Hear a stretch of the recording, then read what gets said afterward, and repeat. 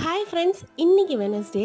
இன்னைக்கு ஒரு சூப்பரான நல்ல காரசாரமான ஆட்டு ஈரல் தொக்கு எப்படி செய்கிறது தான் பார்க்கலாம் வாங்க. அதுக்கு நான் ஒரு 1/4 கிலோ ஈரல் வாங்கி வாஷ் பண்ணி வச்சுருக்கேன். ஒரு இரும்பு கடாயில் தேவையான அளவு எண்ணெய் ஊற்றி 1/2 ஸ்பூன் சோம்பு போட்டு ஒரு பெரிய வெங்காயம் கட் பண்ணி வச்சுருக்கேன், அதையும் போட்டுக்கலாம். ஒரு 2 இனுக்கு கருவேப்பிலை, கொஞ்சமாக இஞ்சி பூண்டு பேஸ்ட், நான் 1 ஸ்பூன் இஞ்சி பூண்டு பேஸ்ட் போடுறேன். நல்லா பச்சை வாசனை போகிற அளவுக்கு வதக்கி இப்போது நான் ஒரு பாதி தக்காளி எடுத்து கட் பண்ணி வச்சுருக்கேன், அதையும் போட்டு வதக்கிக்கலாம். இப்போது தேவையான அளவு உப்பு, 1/2 ஸ்பூன் மஞ்சத்தூள் போட்டு வதக்கிட்டு நம்ம வாஷ் பண்ணி வச்சுருக்க ஈரலையும் எடுத்து போட்டுக்கலாம். ஈரல் நல்லா வதங்கினோடனே நம்ம காரத்துக்கு ஏற்ப மிளகாத்தூள் போட்டுக்கலாம். நான் ஒரு 2 ஸ்பூன் குழம்பு மிளகாத்தூள் போடுறேன், அப்புறம் ஒரு 1/2 ஸ்பூன் கரம் மசாலா போடுறேன்.